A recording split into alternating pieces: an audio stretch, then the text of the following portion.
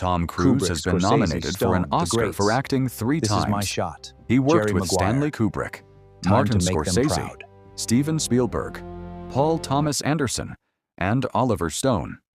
He played a paralyzed Vietnam veteran, a psychotic motivational speaker, a cold-blooded assassin, and gave one of the most uncomfortable emotional breakdowns of the 1990s. Yet ask most people what makes Tom Cruise great, and they'll tell you he jumps off things. That's insane.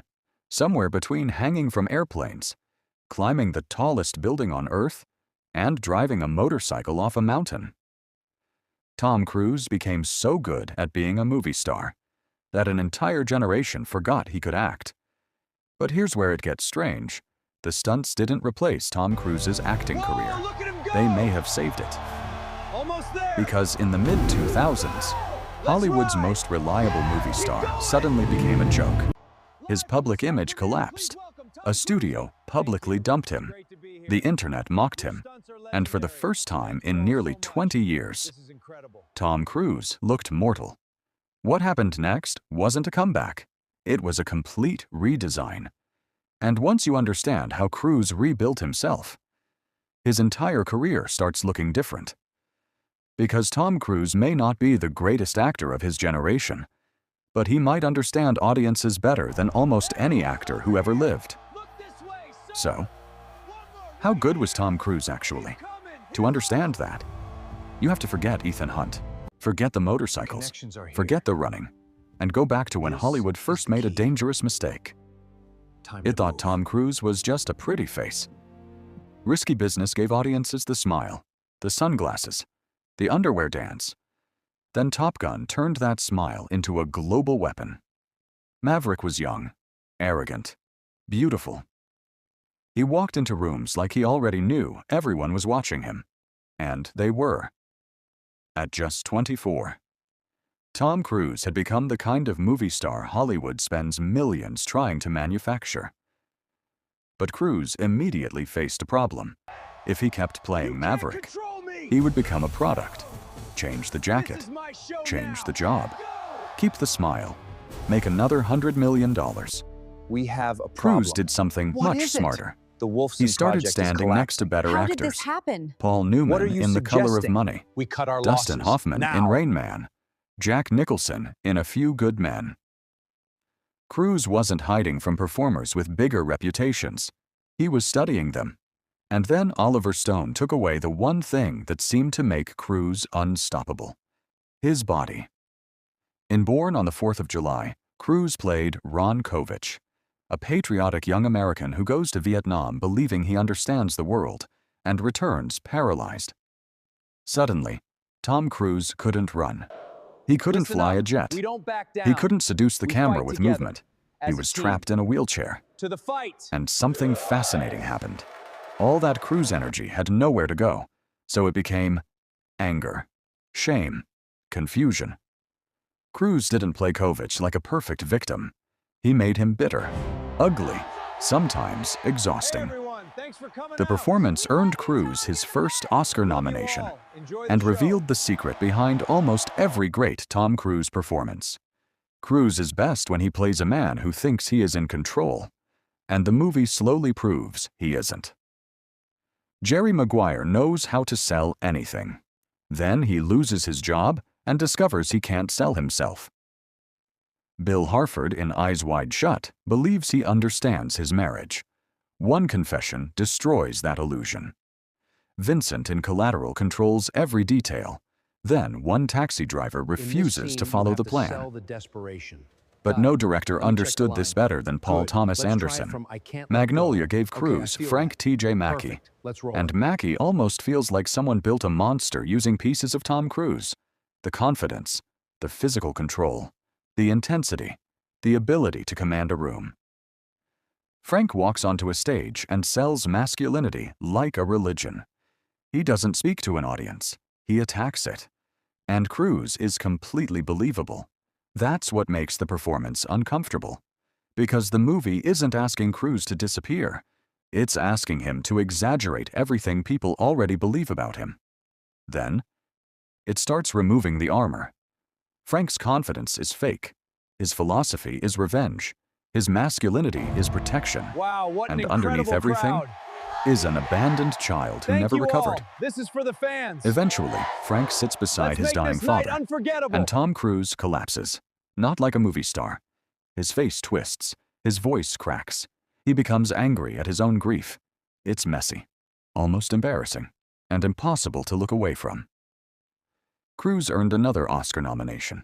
By the end of the 1990s, the argument should have been over. Tom Cruise could act. Then Tom Cruise became more famous than his performances, and that's where everything went wrong. In 2005, he jumped on Oprah's couch. Today, the moment almost looks harmless, but at the time, it exploded. The clip spread everywhere. News shows replayed it. Comedians mocked it. Cruise's comments about psychiatry created more controversy. His connection to Scientology became a bigger part of the public conversation, and Paramount ended its long relationship with him. Think about how quickly the image changed. For 20 years, Tom Cruise had sold control. Now the world thought he had lost it. We are the and force. that is deadly for No a movie one star. can stop us A bad now. movie can be Together forgotten. we A rise. flop can be recovered Unleash from. the power But within. once audiences start Victory laughing at is the person ours. instead of the performance, the illusion disappears. Cruise had a problem. He couldn't give an interview and explain himself back into being cool. The internet doesn't work like that, so he found another solution. Les Grossman. In Tropic Thunder, Cruise appeared balding, overweight, screaming profanity, and dancing to hip-hop. It was ridiculous, but more importantly, Cruise was in on the joke. For the first time, the audience could laugh at Tom Cruise, with Tom Cruise. Then Mission Impossible changed.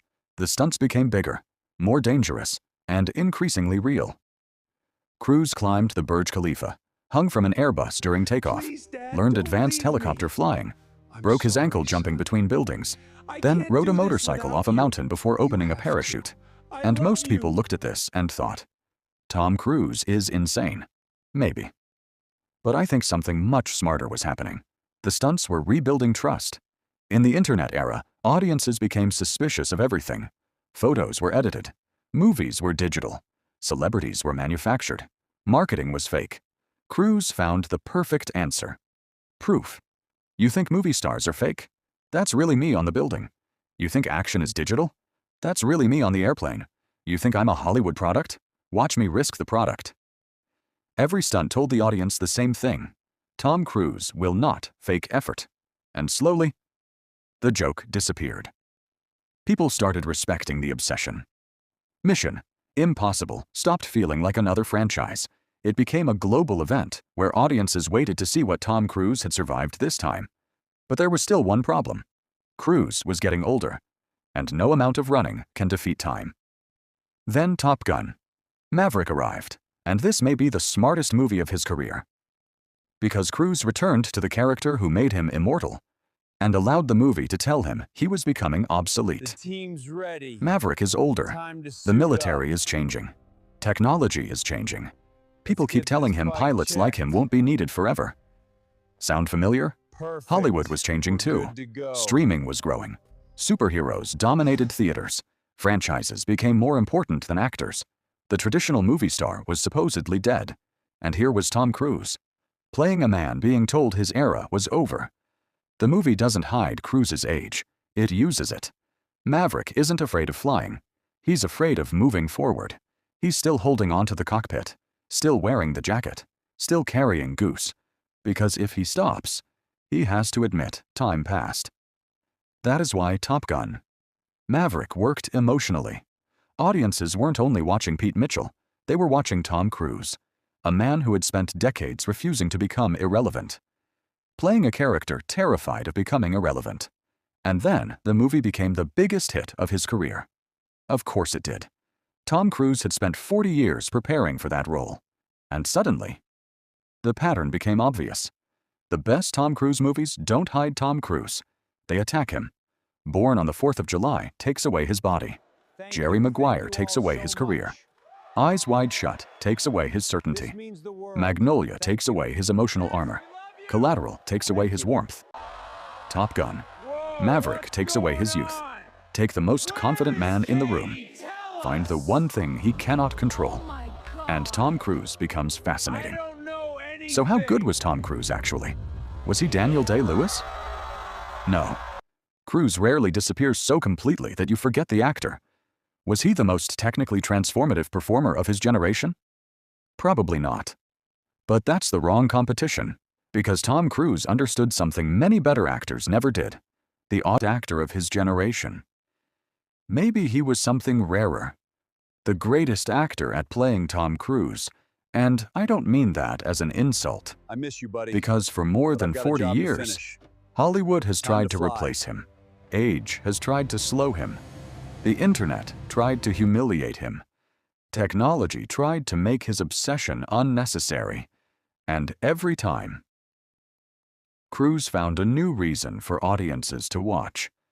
We thought the running was just Tom Cruise being Tom Wow, Cruise. thank you. Maybe What we a were night. wrong. This is all Maybe he because knew of you. exactly what he was running Your from: support made irrelevance. this happen. And Let's somehow, celebrate.